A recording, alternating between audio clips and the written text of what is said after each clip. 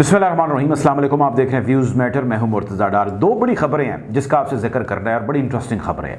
एक तो हम बात ये करेंगे कि पाकिस्तान मुस्लिम लीग काफ यानी कि चौधरी परवेज़ इलाही एंड कंपनी मोहनिस इलाही साहब वगैरह पाकिस्तान तहरीक इंसाफ में जम क्यों हो गए हैं, क्यों ये फैसला उन्होंने कर लिया है कि हम पाकिस्तान तहरीक इंसाफ के साथ ही अब आने वाले वक्त में सियासत करेंगे।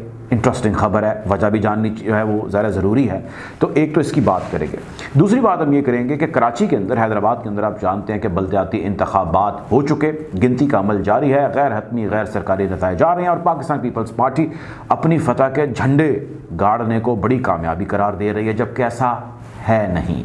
इसकी भी बात करेंगे, गुफ्तगू का बाकायदा आगाज़ करते हैं। सबसे पहली खबर सबसे पहले वो ये है कि काफ लीग के जो सरबराह थे, अब तो यही कहना चाहिए, चौधरी परवेज़ इलाही साहब, उन्होंने अभी थोड़ी देर पहले अपनी पार्टी के रहनुमाओं का इजलास किया। उनकी जो कोर टीम है वो बैठी, उन्होंने इस चीज़ के ऊपर गौर गौस किया कि क्या हमें पाकिस्तान तहरीक इंसाफ के अंदर जम हो जाना चाहिए, यानी उसके अंदर शामिल हो जाना चाहिए। तो उसका रिजल्ट या आउटकम ये निकला कि हाँ, हमें फौरी तौर पर हो जाना चाहिए। आप में से बहुत सारे लोग जो मेरी पुरानी वीडियोज़ देखते हैं, ये बात मैं गुज़िश्ता कई हफ्तों से कहता आ रहा हूँ कि पाकिस्तान मुस्लिम लीग काफ यानी चौधरी परवेज़ इलाही एंड कंपनी के पास सिवाय इमरान खान के आगे सरेंडर करने के कोई और रास्ता या ऑप्शन मौजूद नहीं है।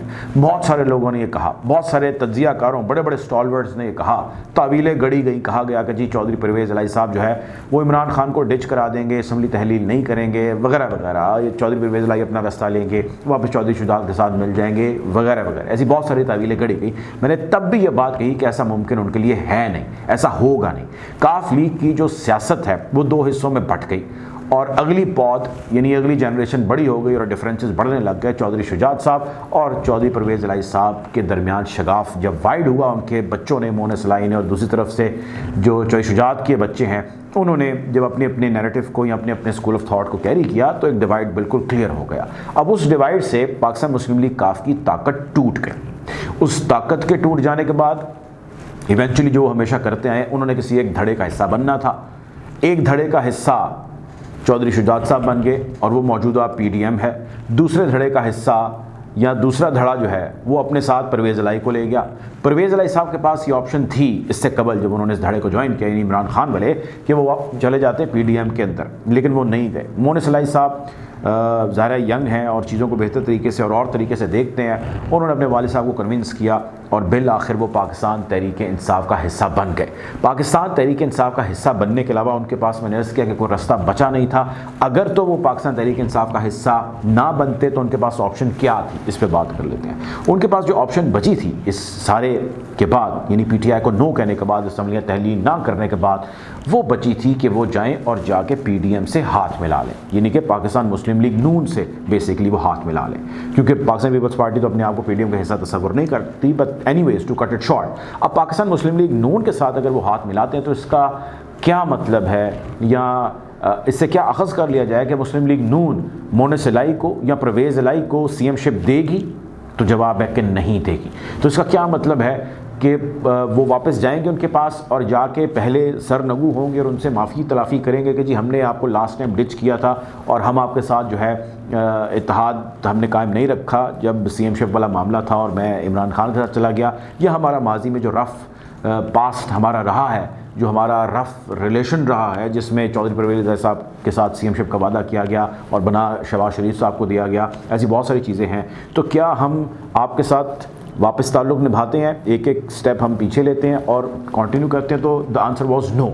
जबकि पाकिस्तान तहरीक इंसाफ में उनके पास ब्राइट चांसेस हमेशा से हैं और फ्रॉम द डे फर्स्ट मेरा यही नैरेटिव है कि पाकिस्तान मुस्लिम लीग काफ और बिलखुसूस यानी कि परवेज़ इलाही साहब के पास इसके अलावा कोई ऑप्शन या रास्ता नहीं बचा कि वो इमरान खान के साथ यानी पाकिस्तान तहरीक इंसाफ के साथ जम हो जाएँ। वो जम होंगे, मज़ीद अपने कैंडिडेट्स भी वो ज़ाहिर है या उनके जो हल्का अहबाब के अंदर है वो खड़े कर सकते हैं। और कल कला को अगर कोई रास्ते उनके जुदा हो जाते हैं, ख़राब हो जाते हैं मामला, तो ज़ाहिर है वो जितने अपने 8, 10, 11 बंदे लेकर गए उन्हीं को लेकर जो है वो वापस आ जाएंगे और वापस इस पार्टी को रिस्टोर भी कर सकते हैं। इसके चांसेस मौजूद हमेशा रहेंगे।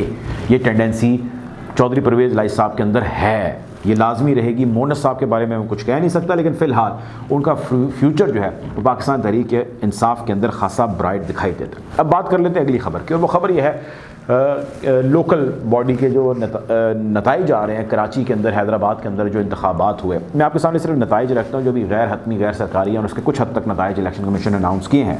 अभी तक के नताइज के मुताबिक हैदराबाद कराची के अंदर लोकल बॉडी इलेक्शन के अंदर पाकिस्तान पीपल्स पार्टी 46 नशिस्तों से पहली पोजीशन पे है, पाकिस्तान तहरीक इंसाफ 22 नशिस्तों से दूसरी पे है, जबकि MQM ने मुत्तहिदा ने यानी इन इलेक्शंस का बायकॉट किया। उन्होंने इन इलेक्शंस के अंदर हिस्सा नहीं लिया और जो इलेक्शन प्रोसेस हो रहा है उसके भी वो सख्त खिलाफ हैं।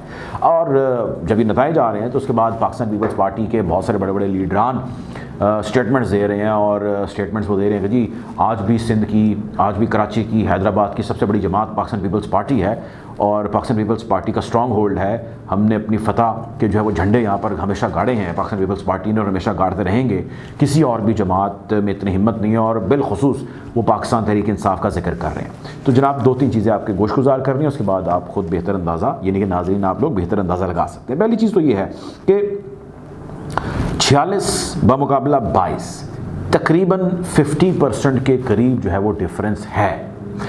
पाकिस्तान तहरीक इंसाफ के कुछ कैंडिडेट्स वफाक के लिए अपनी सीटें यहाँ से निकाल पाए इन द रिसेंट पास्ट, लेकिन पाकिस्तान तहरीक इंसाफ का 50% का आज का डिफरेंस आने वाले वक्त में या इस कमिंग इलेक्शन में भी किस हद तक क्लोज पहुंच सकता है पाकिस्तान पीपल्स पार्टी के, ये उनके लिए कंसर्निंग होना चाहिए।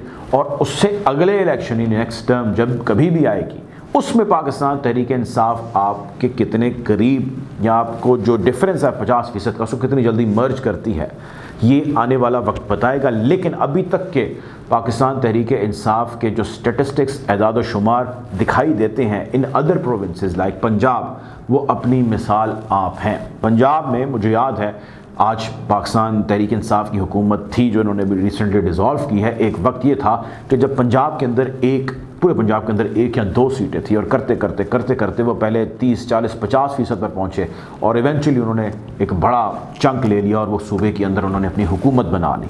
और एग्जैक्ट यही ट्रैजेक्टरी या यही समत नज़र आ रही है पाकिस्तान तहरीक इंसाफ की सिंध के अंदर। और ये भी याद रहे कि सिंध के अंदर अभी खुद जाके इमरान खान साहब ने कैंपेन का आगाज़ नहीं किया। इमरान खान साहब से जमान पार्क के अंदर सहाफ़ियों से कुछ मुलाकात हुई, वो कल हुई और उसके अंदर भी उन्होंने इसी चीज़ का जिक्र किया, इजहार किया और उन्होंने कहा कि 2 हफ्ते जैसे रह गए मेरी टांग जो है वो मुकम्मल रिकवर होने में, उसके बाद I will be on my feet और मैं इंशाअल्लाह ताला हेडिंग टुवर्ड्स सिंध। तो इमरान खान साहब जब सिंध का रुख करेंगे तब नताइज बिल्कुल मुख्तलिफ होंगे। अगर आप पाकिस्तान पीपल्स पार्टी की फतह को एज ए जश्न मनाना चाहते हैं तो मनाइए, ज़ाहिर है आपका हक है, लेकिन इसमें सबसे ज़्यादा जो कंसर्निंग फैक्टर है वो उभरता हुआ ग्राफ है पाकिस्तान तहरीक इंसाफ को जो बहुत तेज़ी से आगे बढ़ रहा है। बेशक मुत्तहिदा ने इलेक्शन में कॉन्टेस्ट नहीं किया, लेकिन इट डज़ नॉट मीन कि उनकी इस कॉन्टेस्ट कर जाने से जो सीटें हैं, जो रिजल्ट है उसमें को फ़र्क आना था। आपको हालात हादरा से यूँ ही आगाह रखेंगे। अब तक लेते हैं, तो ख्याल रखिए। अल्लाह हाफ़िज़।